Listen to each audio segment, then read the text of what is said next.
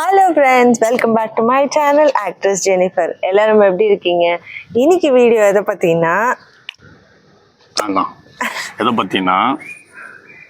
ஏசியோட outdoors தெரியுதா பின்னாடி, AC பற்றி தான். ஏசி வந்து நம்ம வந்து இப்போது நம்ம காய்கறிகள் பழங்கள் வாங்குற மாதிரி, இல்லை வீட்டுக்கு தேவையானது அத்தியாவசிய பொருட்கள் வாங்குற மாதிரி டே பை டேலாம் வாங்குறது கிடையாது. குறைஞ்சது 5-6 வருஷம் ஆகும் ஒரு ஏசி நம்ம மாற்றுறதா இருந்தால். அப்போ இந்த 5-6 இயர்ஸ்க்குள்ள வந்து நமக்கு என்ன மாதிரி சேஞ்சஸ் இருக்குன்றது நமக்கு தெரியாது. சில விஷயங்கள் நம்ம வந்து கூகுள் பண்ணி நம்ம ஆன்லைனில் பார்த்தாலுமே ப்ராக்டிக்கலாக சில அனுபவங்கள் கிடைக்கும்ல, அது நம்ம வாங்கும்போது தான் கிடைக்கும். ஸோ எங்களுக்கு ஏற்பட்ட அனுபவங்களை உங்களோட ஷேர் பண்ணிக்கிறேன். இது உங்களுக்கு யூஸ்ஃபுல்லாக இருக்கும் நம்புகிறேன். முதல்ல வந்து 5 ஸ்டார் ஏசி தான் வாங்கணும். ஏன் வாங்கணுன்றது உங்கள் எல்லாருக்கும் மேக்ஸிமம் தெரிஞ்சிருக்கும்.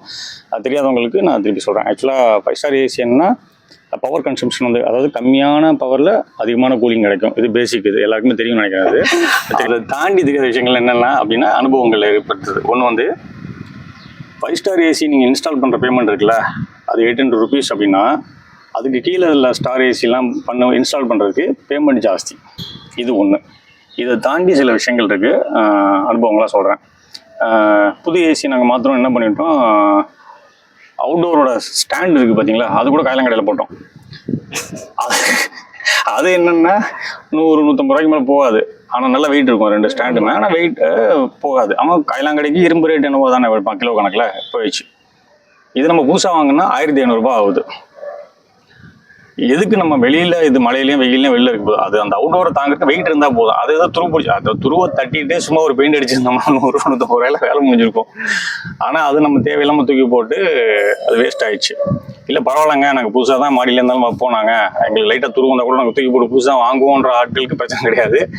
காசை சேவ் பண்ணலாம், தேவையில்லாத வெட்டி செலவுகள் பண்ண வேணாம் அப்படின்னு நினைக்கிறவங்களுக்கு இது பயனுள்ளதாக இருக்கும். நீங்கள் பல ஏசி யூஸ் பண்ண அவுட்டோரோட அந்த ஸ்டாண்ட்லாம் வந்து உங்களுக்கு வந்து நல்லா ஸ்ட்ராங்காக இருக்குது. துருவு மட்டும் தான் இருக்குன்னா துருவை தட்டிட்டு அதை நம்ம அந்த என்ன சொல்லுவாங்க, அது என்ன பேப்பர், இந்த உப்புத்தாள் சொல்லுவாங்க, அது மாதிரி எதாவது ரப் பண்ணிவிட்டு சும்மா நீங்கள் ஏதாவது ஒரு பெயிண்ட் வாங்கி நீங்கள் அடிச்சுட்டு யூஸ் பண்ணிக்கலாம். எனக்கு தெரிஞ்சு அது உங்களுக்கு சேவாக இருக்கும்.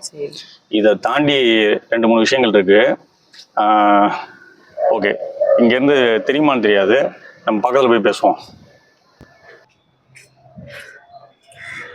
அந்த கேபிள் பார்த்தீங்களா, இந்த பிளாக் கேபிள் வந்து கீழே இன்டோர்லேருந்து அவுட்டோருக்கு வருது.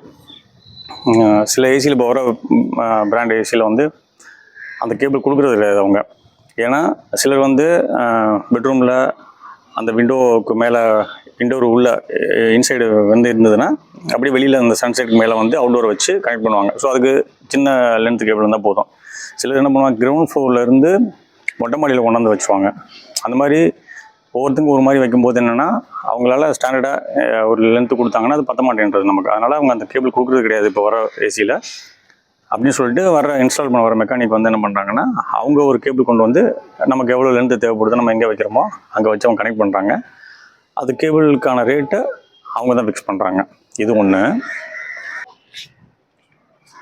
இது பார்த்தீங்களா, இதுவும் சேம். நம்ம அந்த இன்டோர்லேருந்து அவுட்டோருக்கு கனெக்ட் பண்ணுற அந்த கேஸ், அந்த கூலிங்க்கான அந்த ஹோஸ் வர பைப்பு, அது மேலே முன்னாடி வந்து டேப் ஏதாவது அடிச்சு கொடுப்பாங்க நமக்கு. இப்போ வந்து இந்த மாதிரி மெட்டீரியல், அந்த ஏசி அதை எடுக்க முடியாது. கொஞ்சம் ஏர்டெல் அந்த டிஷ்லாம் இருக்கனால கொஞ்சம் காம்ப்ளிகேட்டாக இருக்குது. அதில் வேறு மெட்டீரியல் இருக்குது. இப்போ இந்த மெட்டீரியல்லாம் என்னென்னா, இப்போ இதுதான் நாங்கள் பண்ணுறோன்னு சொல்லிட்டு இந்த மெட்டீரியலுக்கு மீட்டர் கணக்கில் அவங்க வந்து ரேட்டு ஃபிக்ஸ் பண்ணுறாங்க. இது ஒன்று. இன்னொன்று இருக்குது, காட்டுறேன்.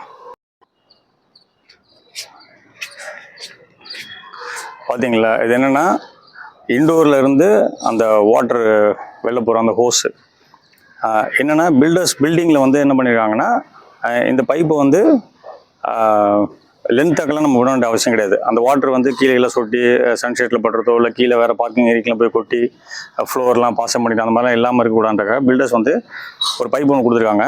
நம்ம இந்த இதுலேருந்து வர அந்த ஹோஸ் எடுத்து அந்த பைப்புக்குள்ளே கொடுத்துட்டோம்னா அது நேராக வந்து ரெயின் வாட்டர்லாம் ட்ரெயின் ஆகி போகிற அதில் போய் கனெக்ட் ஆகிடுது அது.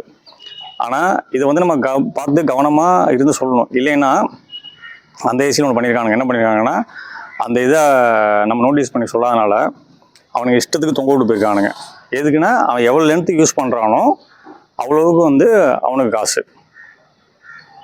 ஸோ நீ ஏசி வாங்கும்போது எங்கே நீங்கள் வாங்க, எந்த ஏஜென்சியில் வாங்கினாலும் ஏசி வாங்கும்போது ஏசியோட ரேட்டு தான் நீங்கள் பார்க்கிங் பண்ணுவீங்க, கம்மி பண்ணி பேசுறதுக்கு வாங்குறதுக்கு. கூட வர அசசரிஸும் நீங்கள் வந்து கொஞ்சம் கவனமாக பார்க்கணும். ஏன்னா நம்ம மொத்தமாக பேக்கேஜில் வந்துடும் நம்ம நினச்சிட்றோம்.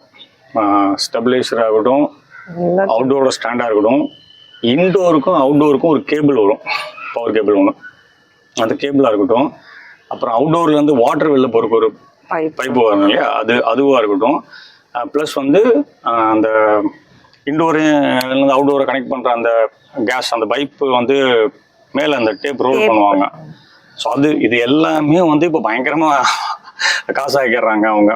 ஸோ இதெல்லாம் நீங்கள் வாங்கும்போது கிளியராக பேசிங்க. இந்த தகவல் வந்து உங்களுக்கு பயனுள்ளதாக இருந்ததுன்னா லைக் பண்ணுங்க, ஷேர் பண்ணுங்க, கமெண்ட் பண்ணுங்க.